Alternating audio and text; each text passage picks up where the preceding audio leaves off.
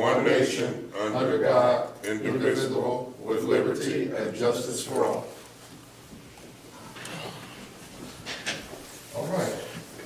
That brings us to item 1.3, the approval of the agenda. Board, do I have a motion? Yes, Mr. Chair, I move that we accept item 1.3, which is the approval of the agenda. One second. All right, it's been properly moved and seconded. Mr. Henry, would you please call the roll? Ms. Gator, Yes. Ms. Mumin, Yes. Mr. Freeman, Yes. Mr. Fuller, Yes. Mr. Roberts. Yes, motion passes 5-0. Next item on the agenda is the 1.4 board recognition. Mr. John? Yes, I just wanted to, this is School Board Month, and we want to formally recognize the board today with their certificates. All board members have the certificates on their desk. We also will be having a social media campaign, which Marissa will be putting out very soon, just recognizing the board. So just at this meeting, we wanted to just formally recognize the board, provide the board with their certificates, and just share that you will see a social media campaign coming very soon. Thank you. Appreciate that. Thank you very much for that, Mr. John. We appreciate that. That takes us to section 2, superintendent's recommendations and presentations for personnel and programs. And the first item, 2.1, policy update, volume 44, number 1, August of 2025. Mr. John, would you like to lead us through? Yeah, so first up, I could go through each one if the board wishes. Okay, so, yep, I'll start and go through each one. We'll start off with policy 20266, which is non-discrimination on the basis of sex and education programs or activities. This policy is one that already exists. In this one, we establish our Title IX people, which is Mrs. Hunt, and Dr. Caver will serve as our Title IX people in the district. And these policies are what we've been doing throughout since forever. No really changes in anything. When people report, then we have to go through an extensive.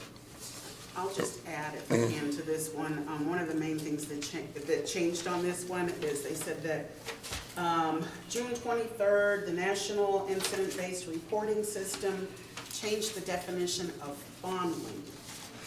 Well, yeah, I just, yeah. Well, it's the first one, 2266. I don't know, you know what, I didn't even mark which page that was on. I'm just giving you some context. Okay. I apologize. What they said is the term officially is criminal sexual contact. So that was one of the main reasons why they made that change, and it was based on guidance that was given in June of last year. Okay, it looks like number 4 under sexual harassment, and it looks like it has both of them listed. Yeah, it does. So that's who was probably has been stricken. Well, okay, so criminal sexual contact formerly known as fondling. Correct.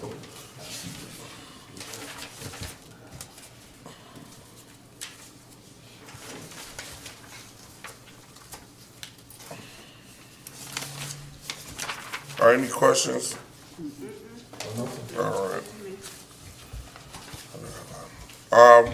Next policy, 24302, participation of community STEM students.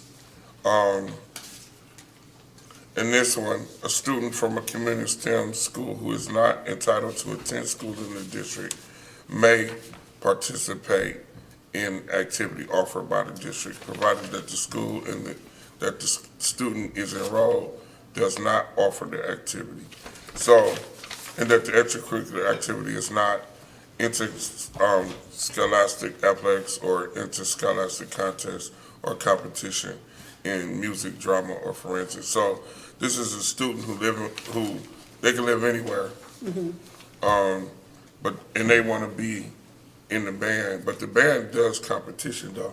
So it might be something like the drama club or something like that, that we would be forced to allow them to participate. I don't foresee that as a big issue at all. And that's the students that are homeschooled? Or go to a community or a STEM school, so that if they go to the school across the street, or something else, then they can participate in our extracurricular activities.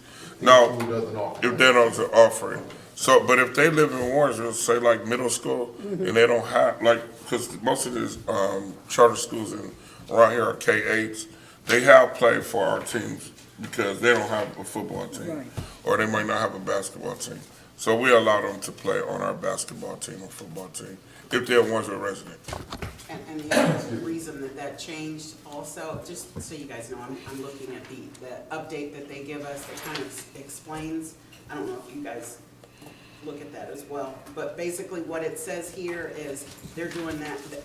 It also impacts any student that's been subject to harassment, intimidation, bullying, or any other prohibited act by a school official, employee, volunteer, or another student. So they just expanded on that, and it was because of House Bill 96. House Bill 96, yeah. Our next one is 2431 interscholastic athletics, and again, this is just talking about sports and what we do.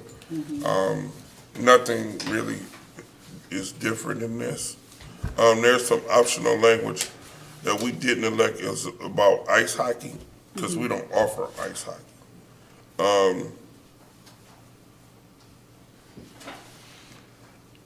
We got some areas in here, an exception may be made by the principal if the student has been participating in an intervention program and has shown satisfactory progress toward achieving the minimum grade point average, that's allowing the student to play. But we do have a 2.0 eligibility requirement for people to play sports in our district. The same eligibility standards for all co-curricular and extracurricular activities, that's at 2.0. Any student who has not made a passing score on all sections of state mandatory tests after 6 until, so that's like, in that case, that's a senior who's already exhausted their eligibility. So that's a senior that's exhausted their eligibility.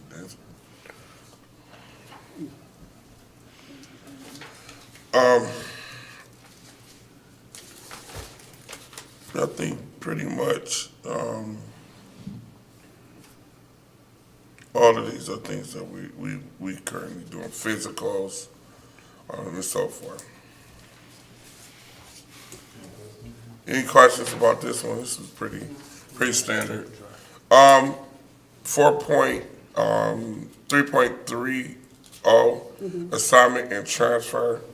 This is about teacher. The superintendent shall be responsible for the proper assignment and transfer of all teaching and other personnel staff members and shall attempt to effect the optimum assignment of professional staff to positions based on the best interest of the students enrolled in the district.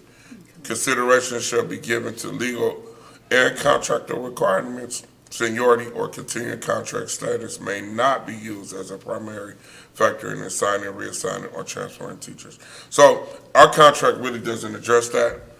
We do have the right to assignment anyway, but this, in the event a contract does not give the right to assignment, this provides us the right to assignment. This is one of the positive things that the legislature did pass to give school boards the ability to have the right to assignment. In some school districts, seniority has the ability to pick what they're going to teach, like if they want to teach the higher level courses and so forth. And sometimes that's not in the best interest because the best teachers are not with the students who have the most needs. So this allows us to assign anybody, anywhere, where we want to. And we've been doing that. We've never been restricted by assignment at all. 5.130 is withdrawal from school. Again, this is a policy which attendance in school is mandatory. The board directs whenever a student wishes to withdraw, every effort should be made to determine the underlying reason for such action, and the resources of the district should be used to assist the student in reaching their career goals. No student under the age of 18 is permitted to withdraw without written consent of a parent in compliance with state law. Now, occasionally, we do get 18-year-olds who withdraw, but that doesn't happen that often, and they're often steered into different directions, like North Randall High School or so forth. In this one, the superintendent should, and we have this counseling available for students. Our team does a great job of that. Our students do define their educational goals. Students are informed of all the alternative programs, such as our WAR program, credit recovery, and so forth. All of these things our guidance team does at the high school when people are trying to withdraw. But again, we have a 97% graduation rate. We don't have a lot of students withdrawing from the district at all. And those that do are going to North Randall High School, which is down the street. We don't have a lot of kids dropping off and withdrawing, not at all. So all of the steps that's needed, we take.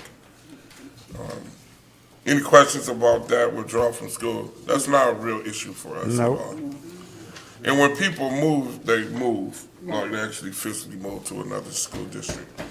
And that's how we are able to maintain these cohorts and get our graduation rate where it needs to be. 5136, personal communication devices, cell phone.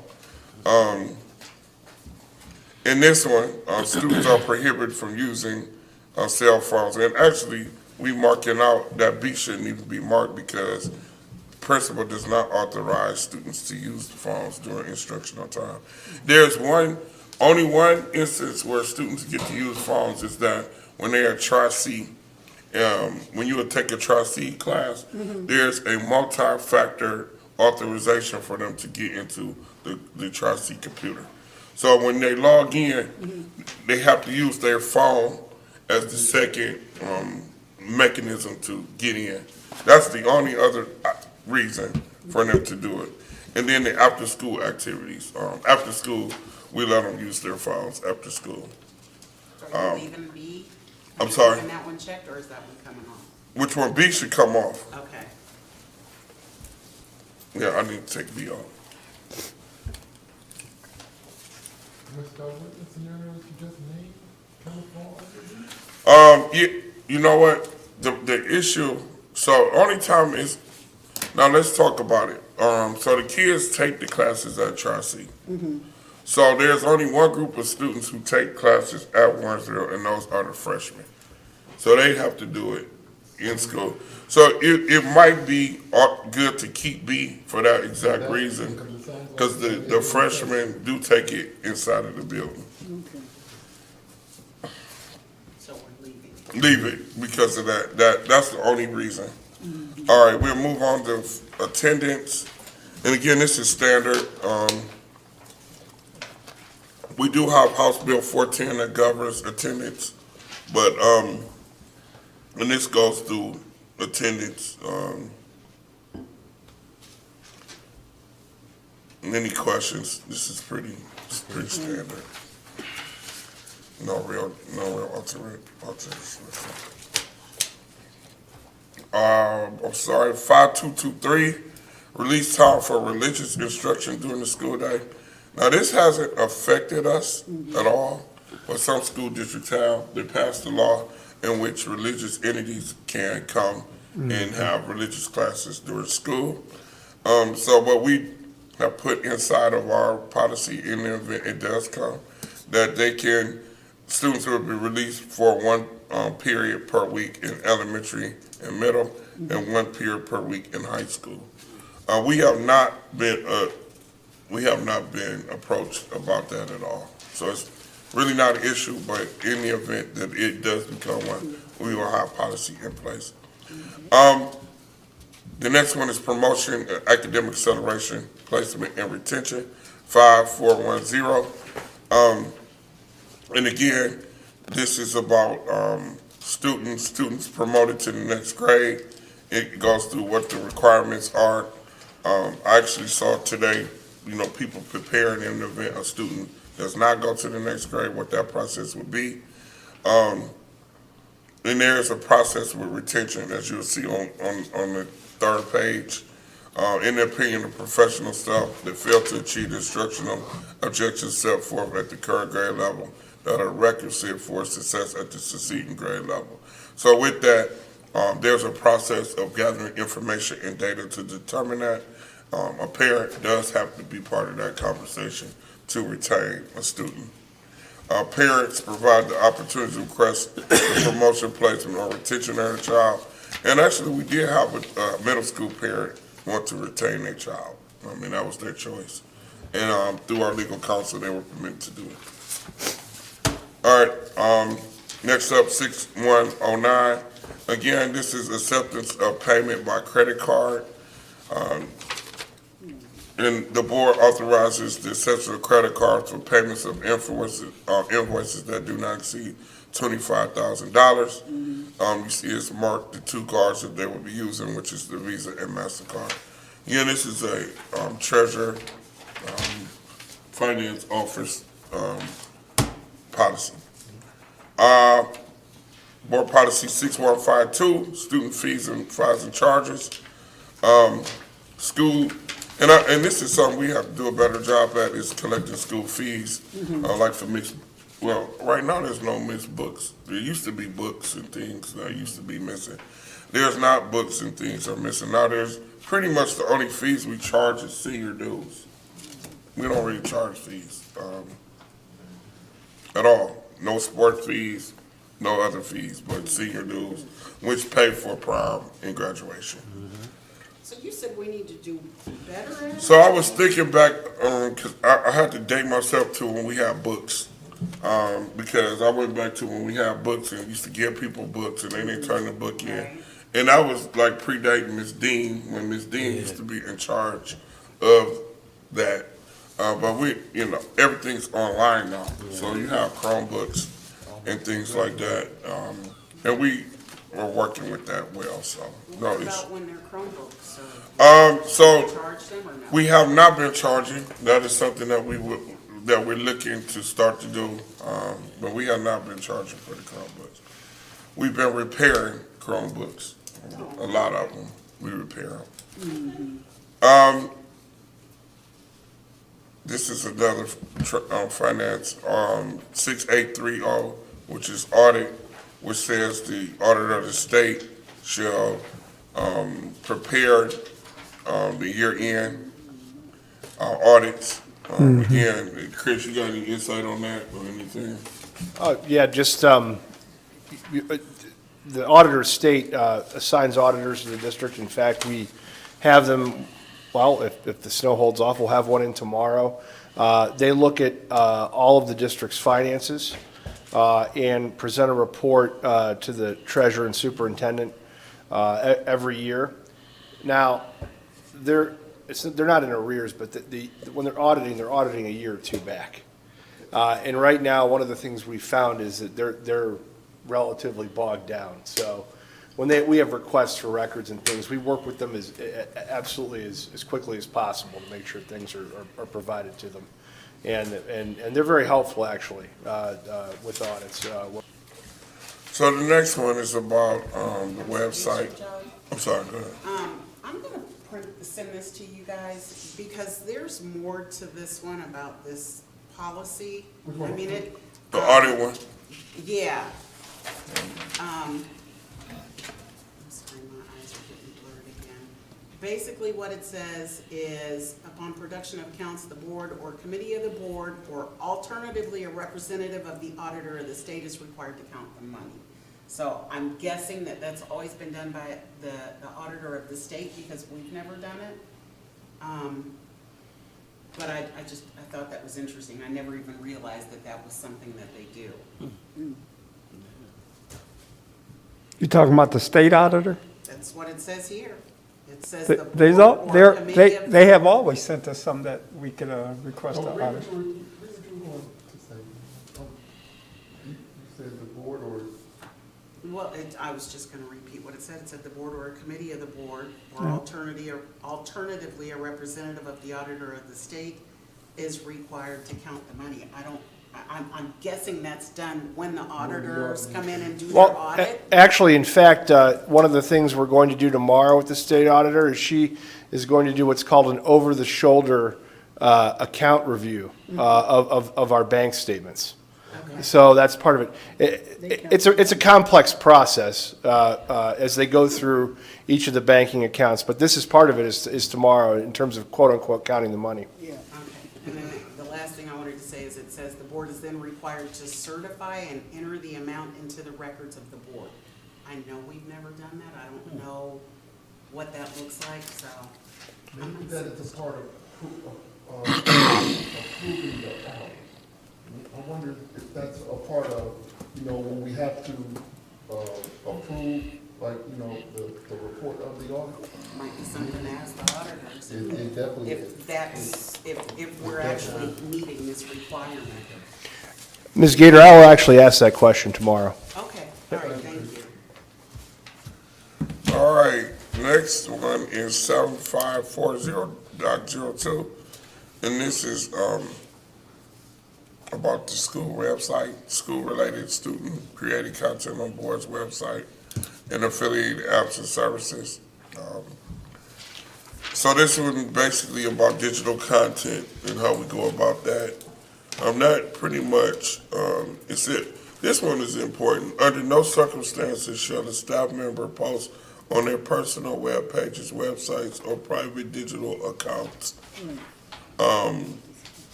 This is important. Student progress reports, grades, class assignments, or approved, or any other similarly class-related material.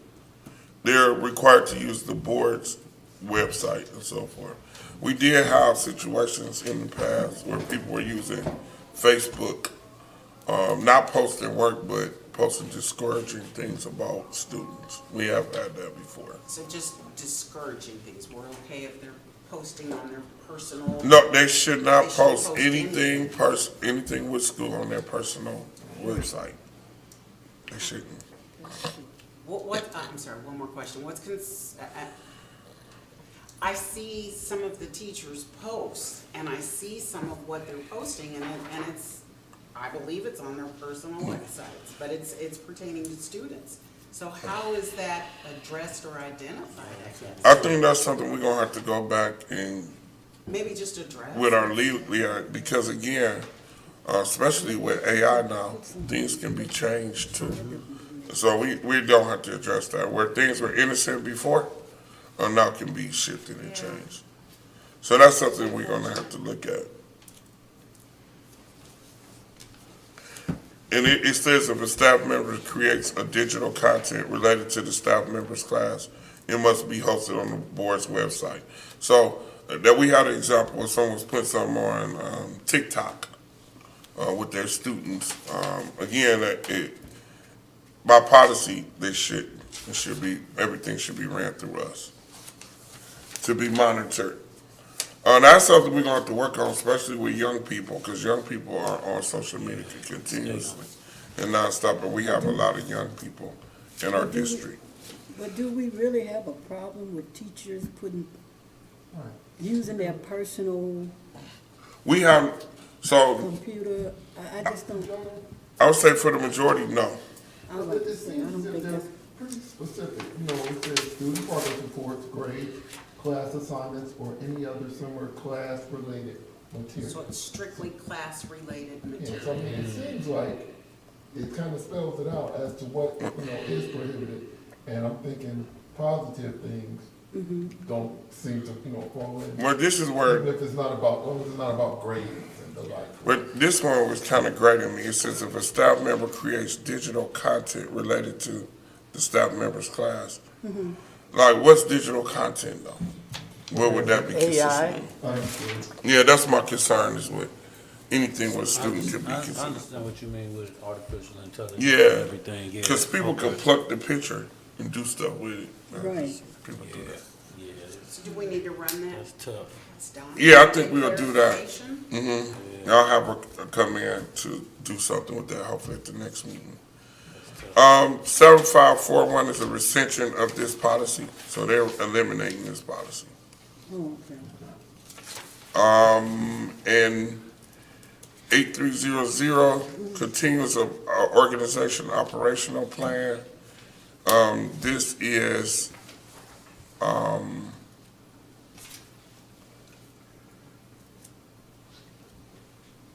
a policy that's basically stating that, if there's a crisis or an emergency, that the district will, come back and bounce back as quick as possible. It's something like what happened during COVID. Like COVID, this is exactly what COVID, which we never shut down during COVID at all, but again, this is, just shares what that process would be. 8305, information security. Again, this is one is, or technology, like a cybersecurity incident. We do have protections over we do pay to protect through Blue Technology to ensure that our stuff is protected.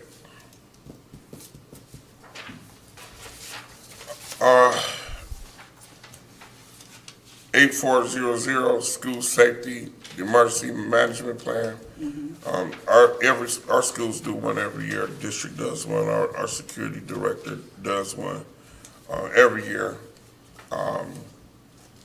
Parental, we do emergency tests. We have a parental we consider required prior to. No, we do those. Students may participate in emergency medicine tests. So we have tests all the time to make sure that we are secure and kids know what to do.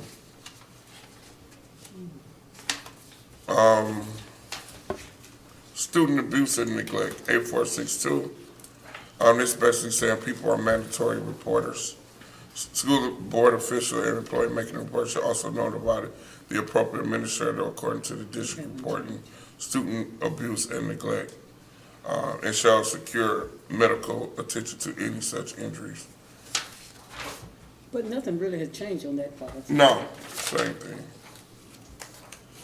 Transportation for non-trips, 8640. Board should assume transportation costs. We do, of course. We designate a budget for trips. All of this is the same.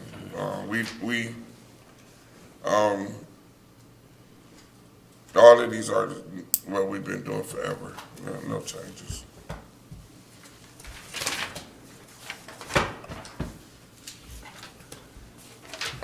Um, 9270. The board encouragement, this is for homeschool students. Okay. And again, homeschool students do participate in our activities at the school. We have homeschool students. Are there any questions? I know the one we need to get somebody here for, when Ms. Valentine, you're listening, for lecture, like website and Digital. social media and things like that. We need clarity, very clear directions. Yeah, and yes, ma'am. For the digital, yeah. Yes, ma'am. I'm sorry. Quick question. Going back to the one on student abuse, it also says that districts are tasked with developing their own curriculum for youth suicide prevention and sexual violence. Is that something that we do? Yeah, so we at the middle school in particular, we have a program that we partner with to come in and do that. I'll get the name of the program to you. Mrs. Perry Clark we've been doing that since I've been here with Ms. Perry Clark. All right, and then the next one is the high school OST boot camp.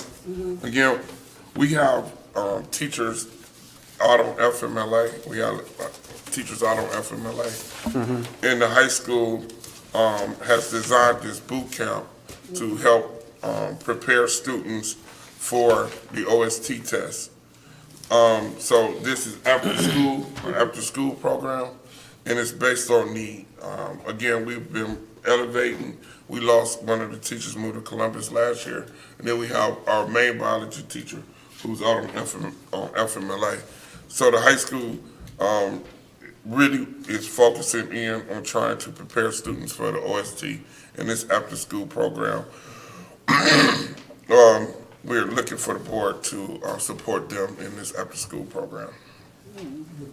Johnson? Yes, sir. Is this just for select at-risk students, or is this for every? It's for student? any 10th grade student who wants to come to after school. They have targeted students though, so they have a group of students that they know gonna pass. Those are the honor students, and they have another group of students that need extra support. So we got honor students who are in chemistry. They have already took the test in 9th grade. The 10th grade honor students took it in 9th grade because they were ahead, they're ahead. So, this is for targeted students. So is that gonna be like your, what do we call them, Bob Ivory's group? No, Okay. no, it's not Are they focused on, at-risk yeah, they at-risk. No, it's not focused on at-risk students. It's students who, have demonstrated that they're close to passing the test through our assessment system, our benchmark assessment. So have we started already? They're waiting on approval today, and once approval starts, they will begin. Oh, okay. All right, any additional questions, Board? Any additional questions? Oh, no. All right, do we have a motion to pass item? Hold on 2.4? 1 minute. I'm sorry. Hold on 1 second. Go ahead. So right now, Mr. Jolly, about how many students are we talking about? About 40, About 40? yes, ma'am. Oh, okay. All right. Mr. Chair. All right, Board, do we have a motion to pass items 2.1 and 2.2? Mr. Chair, I'd like to move item number 2, superintendent recommendation and presentation for personnel and programs, looking at items 2.1 and 2.2. And I second. All right, thank you very much. It's been properly moved and seconded. Any additional questions before we go to vote? Board? None for me, Mr. Chair. All right, hearing none, Mr. Hankey, would you please call the roll? Ms. Gator, Yes. Mr. Freeman, Yes. Ms. Mumin, Yes. Mr. Fuller, Yes. Mr. Roberts. Yes, motion passes 5-0. That brings us to section 3, new business, subject 3.1, cost-cutting discussion. Mr. Johnson? Yes, so I'm going to be very respectful of the time, but I do want to share, due to the climate of today with the changes in the property tax law, the audit that we're under with the transition, I just wanted to get the public and the board some guiding principles that we want to work through in the event that we have to make some cuts. It's been a fear of mine, always been a fear of mine that we would have to make cuts. And I just want to prepare for the best, and I want to prepare for the worst and hope for the best. There you go. So I just wanted to go through real briefly how the thought process with this is and the guiding principles of what we want to do. So the first thing, we want to protect classroom instruction and services to students. We don't want real large class sizes, and we don't want our students without opportunities and exposure. We want to avoid layoffs whenever possible. So we don't want to lay people off. That's the last thing that we want to do. We want to use attrition as the primary staffing strategy. So as people leave, not replace them. Just figure out how to do this with less people. We want to maintain our operational stability. We have a good operation that we've been working and doing a long time. And we want to maintain it because we have a level of service that people expect. We want to align our spending with current needs, not historical practice, and that's important. And working with this transition with Chris and working with Mr. Pendleton and that team really reviewing things and what spending looks like and really attempted to align it to where we need to be. And then just ensuring transparency and accountability. And that's why we're having this discussion today. So in this, I just went through each one and like described it. Like we got retirements this year, we got resignations, we got some potential people not coming back, and just looking at that as those are opportunities for us moving forward. The vacancies, just because a person leaves, don't mean you replace them. Looking at possibly combining roles. Also, role consolidation. If someone's leaving, maybe someone can take on another role. Contract review, and that's where, as we come out up with this transition period, looking at all our contracts, seeing which ones we need to keep, which ones we need to get rid of, like HVAC systems, just various different contracts. As we go through this process, looking at what we could cut and what we really, really need. Renegotiating some contracts. No, we can't renegotiate the union contracts, but other contracts that we have. And then also looking at shared services with the ESC, like we're doing now with the Treasurer's Office. But the ESC also offers a lot more opportunities to share services. Looking at all our programs, Title I, look at all those different things, and just seeing how we can make savings. Purchasing and spending controls. I mean, we've done that now with the start of this, since Dr. Rock left, really watching where the money going, who's spending what, and so forth. Looking at automatic renewals of subscriptions and things.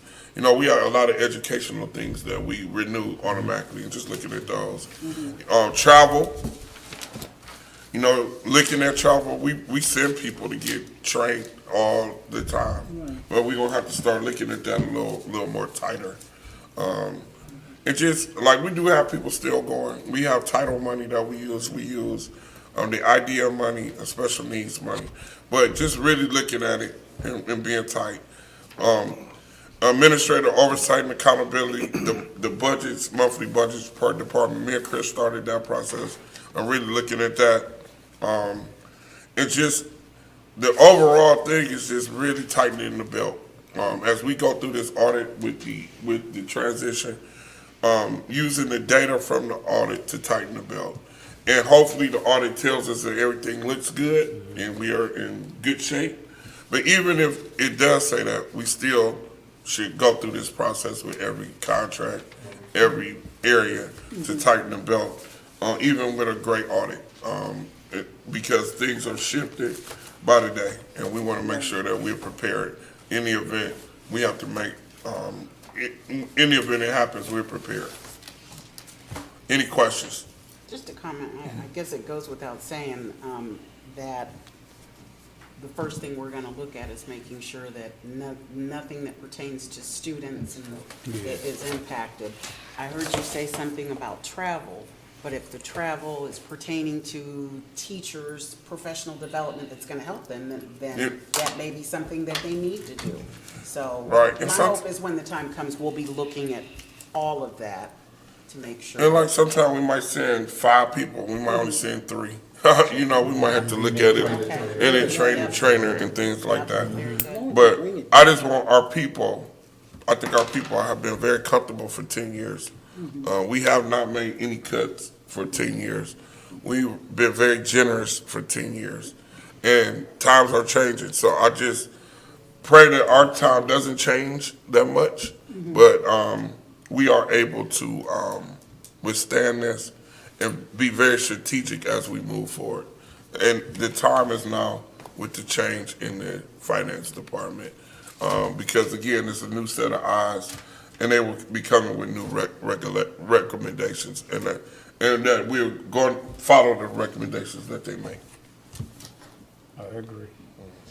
I totally agree. Ms. Joy, thank you for your proactivity in this particular area, because we do know that, changes and cuts in the like are coming. So it's best to get out ahead of it, when we know these things are, on the line. For that. Any additional questions or comments, board? All right, that takes us, to subject 3.2 of the transition process. Mr. Hankey? Thank you, President Roberts, Mr. Jolly, members of the Board of Education. I have a brief report about the fiscal transition. I'm just going to go down on my list. First of all, right in front of you is what's called a certificate of transition. That's being worked through by our office, spearheaded by Mr. Pendleton and Dr. Rock. Once all of those provisions are met, they're going to both sign that document by the end of January. So you can look over that. It's our template, but they are going through and checking all those boxes. Generally, the transition has been smooth. There hasn't been any major issues. Necessary payments were made for things such as health insurance and taxes. The fiscal staff has done a great job here at Warrensville, ensuring that payroll is accurate. Bank signatories are now fully transferred, which is a process. You have multiple banks that the district deals with. I am not on site every day, as you know, but I am in touch with staff via email and phone any day of the week and whenever is necessary. If there are issues that I need to be on site more than the 2 days, we'll be here for you. Our staff at the Shared Services Alliance has a deep bench of expertise in payroll. We have multiple licensed treasurers, and Mr. Pendleton and Ms. Cundiff, his deputy director, have many years of experience in school treasury to bring to bear. The central office staff, Mr. Jolly's staff, is coordinating with the fiscal office to ensure all reports are sent in a timely fashion to ODEW and all other entities. For example, today we were working through excess costs, which is a special education piece. That was done in a timely manner by Mr. Jolly's staff, and we went in and approved those costs. The 5-year forecast is being prepared by Shared Services. Ryan Pendleton is spearheading that effort. He looks forward to talking to the board at their pleasure, but certainly in February on the 5-year forecast. Staff supervision, just so you know, in the fiscal office, it's done by statute, board policy, the organizational chart, and by law, all the things in the fiscal office have to be done, requisitions, invoices. The staff has communicated with me every time that they've had an issue in terms of absenteeism or needing to do something, during their work hours and then have the time off. So they've been very good about that. I have set the expectation that they need to make sure that they report all of those things to me, and they've done that. What I'd like to also say is what we're working on here in the future. We did mention, Ms. Gary mentioned about the audits. We're working on the audit. Mr. Pendleton and I met with the auditor's office to see what outstanding items they need on the current audit. And we have one auditor hopefully coming in tomorrow, barring any snow issues, to look over bank accounts, and that's part of the state audit. Mr. Pendleton is also evaluating the district's debt load. There is outstanding debt due to your building projects, and in addition to the 5-year forecast, he's looking forward to scheduling time with the board to go over the debt strategy. And I'm open to any questions. Thank you for that. So, Could you expand, I'm sorry, go ahead, ma'am. oh, okay. You want to go first, Mr. Jolly? When you talk about the debt load, could you just expand upon that? Sure. So the district has a combination of bonds that are serviced by that were approved by voters and are serviced by property taxes. They also have what are called certificates of participation, COP certificates, and those are serviced by the general fund. Mr. Pendleton is analyzing both of those right now, okay, to see the impact of the debt load on the district. It does not have impact on the day-to-day operations and the ability of the district, I do know this right now, and the ability of the district to meet its obligations. That's not an issue. But he does want to take a closer look at that debt load to make sure that, it doesn't affect the district moving forward in a negative way. Mr. Jolly, does that make some sense? Okay. Yes, sir. So I just have, what I'm understanding then, based on this list, these things did not happen prior to Rock leaving? So like, did we get the keys and? Yes, list of credit all of cards? those things are being checked off. We wanted to give you that, that document to show what is checked off. We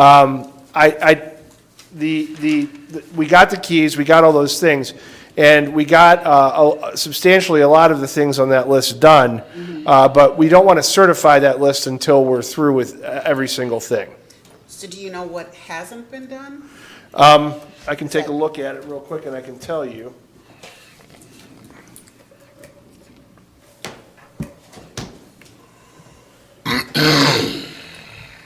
Apologies, Ms. Gator, I just need to open my No, computer. that's fine.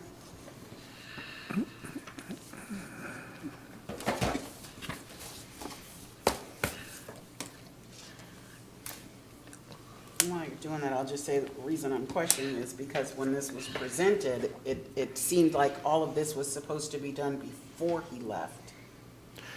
Okay, I have the document up. Obviously, the physical items and everything is done. Procurement cards and all the authorized users is done. All the systems utilized in accounting and inventory systems and directions to access them are now done. That's what I was working on last week, Ms. Gator, was the bank signatory issue. Okay. Statutory filings, notifications, and other statutory required responsibilities is done. All of you have the policies. That was not an issue. The policies are updated. Obviously, this is a policy discussion tonight. Lists of contracts, loans, advances, debt schedules, et cetera, and the state and federal grant assignments are done.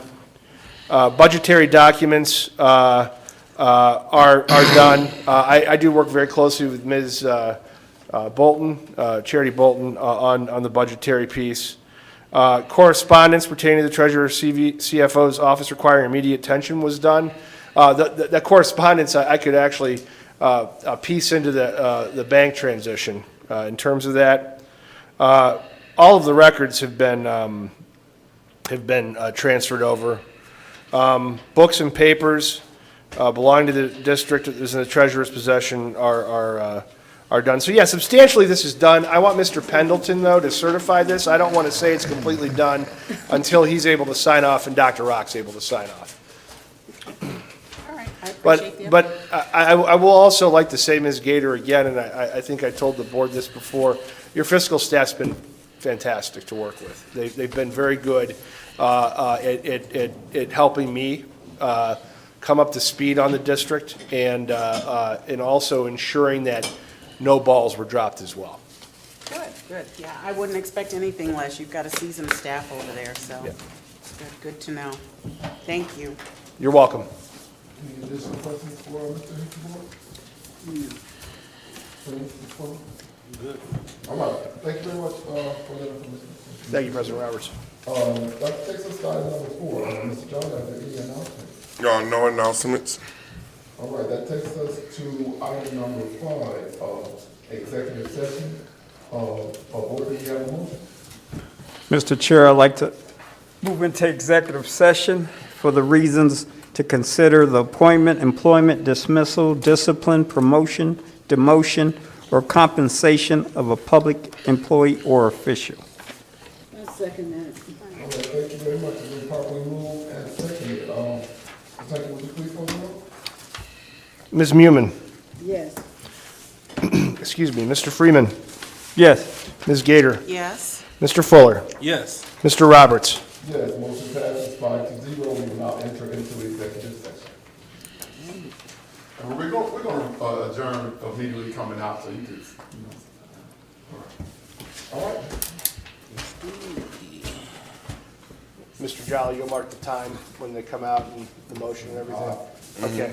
Thank you very much. Have a good evening. 7:20. Oh, yeah, we'll be okay. It's not my first rodeo. You're doing an outstanding job, sir. We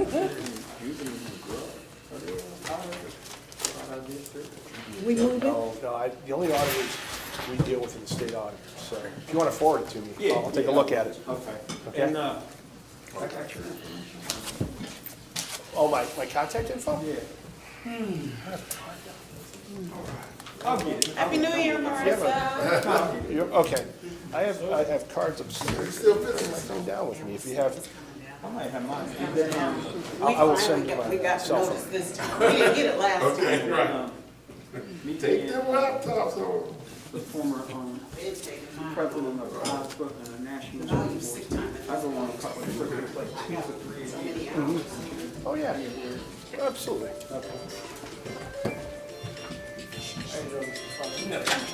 Nice to see you. How many students?